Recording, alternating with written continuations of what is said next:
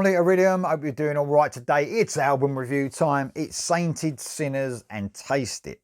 So I took a little bit of time to get round to listen to this album. It was out last Friday, November the 26th. German rock band who I've covered a couple of times with reactions. This is released on Rock of Angels Records, like I said, last Friday. 11 tracks. This is their 4th album. Now, if you want to know what these guys sound like, it's really stuck in that sort of classic rock sort of era. The band that I see them most like is probably Whitesnake. Although I don't think that's mentioned in their bio. They say Deep Purple, Van Halen I think's mentioned. I can understand Van Halen a little bit and Deep Purple a little bit, but Whitesnake for me is the band these guys most sort of are influenced by, I suppose. So it's a great album, by the way. Like I say, German rock and roll. This is real fun stuff, most of it.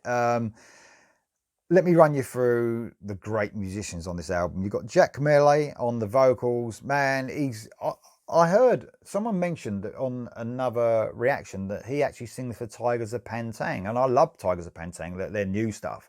So great addition to the band. He's got a beautiful tone. Can reach some real cool heights, but his tone is just perfect. He sings so clean. It's brilliant vocalist. Frank Darnay is next on the guitar. Man, he's an amazing guitarist, and I think I mentioned that he's I'd put him in that Red Beach Joel Hoekstra sort of vein. He's a real busy guitarist. He's throughout this album he's playing lead-offs throughout the whole all the songs. You know, at the end of vocal lines he'll just blast a little bit of soloing out, but he's just amazing. Ernesto Gezi is on the keys. Now the keys play a big part also on this album. You get some Hammond organ because it's that classic rock sound, and you get some real different stuff as well throughout. It's a big part of the band. And they haven't got another guitarist. I think it's good that they've got a keyboardist and a guitarist. It sort of lets them both shine a little bit. So you're not getting too many guitars in the mix, if you know what I mean. Rico Bowen is on the bass and Berkey Hurleman is on the drums. These guys are just tight as fuck. It's just heavy rock and roll. They've got a real cool groove about them, and I just think they keep it in that tight space that they need to sort of keep that heavy rock and roll going, and this album sounding great. Clear and crisp production as well, and like I said, you can really hear every note being plucked on that guitar, and the keyboardist and everyone in the band. The bass is just rumbling underneath the mix. The drums are just really snappy. A great sounding album. Let's run through the tracks one by one. Against the Odds. Against the odds, never surrender. This was a single. The first one I think I reacted to. The album blasts off with a riff that could have come off Whitesnake 87 album and onwards. Frenetic riff, pure classic rock. I love the intricate guitar work between the riffing, like I said before. Vocals soaring throughout the track. The keys definitely, like I said, in that classic rock vein as well.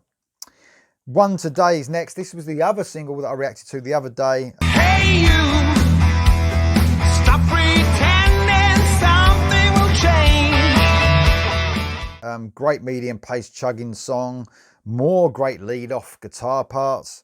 Gives me more Whitesnake feels as well. Outstanding melodic technical solo. The essence of rock and roll. Now, this is a real fun rock and roll groove to it, driven by a great heavy but intricate guitar riff. Very catchy chorus that sort of simple but very melodic. Great fun track. Out of Control is next, medium to fast pace one. This would get your head going though. The band has a real tight groove about them, and it's driven by some really simple, effective drum and bass playing. I think that's the essence of a great rock and roll band, you know. The drums and the bass. I mean, look at AC/DC. I mean, they're so tight, and these guys, they don't sound like AC/DC, but they've got that real tight sound to them. A Hammond organ solo, sharing with the guitar on this one. Never Back Down is the next track. A medium pace song. This is a sort of funky sort of side to the band. They show a lot of soul in this, a great riff that really hits your chest, so you need to turn it up. So you turn it up, that guitar riff, that sound hits you right there. A great synth solo too, a bit 80s pop infused on this one, something completely different. Good Old Company is next, a fast rocking track that along with the guitar sort of gives me real Van Halen vibes for sure. I mean, they did say in their bio there's a bit of Van Halen in them. I can understand that. Although this the guitar in there is obviously a highlight throughout this album, this song I think is all about the guitar. There's just it'll blow your mind. It's amazing stuff, really. This guy is amazing on the guitar. Down and Dirty is next. The song says it all, really. The title, bit of a dirty rock and roll riff. It's fun rock and roll, but with expert musicianship, just like the old days, really. On and On, in brackets, Chained, is next. I love this track. This is a little bit of a darker tone here, and probably for me a highlight of the album. Vocalist sounds great, singing at some different ranges throughout. A bit chuggy, and the band in an excellent groove again. Oh, and a great guitar solo. It goes without saying. Losing My Religion. Well, I mean, it can't all be good, and it doesn't help when you can't stand the original song. So this is the REM song. I just can't stand this song. It just drives me mad. I've heard it too much. Didn't like it in the first place. Overplayed on the radio. It's just a bad song in my opinion. Don't like REM. Don't like the song. But they cover it. They do beef it up a little bit, obviously. They put a rock groove on it. Some great guitar work again. Makes it bearable, but man, it's a bad song to cover. I'd rather have just had one of the band's own songs. Simple as that.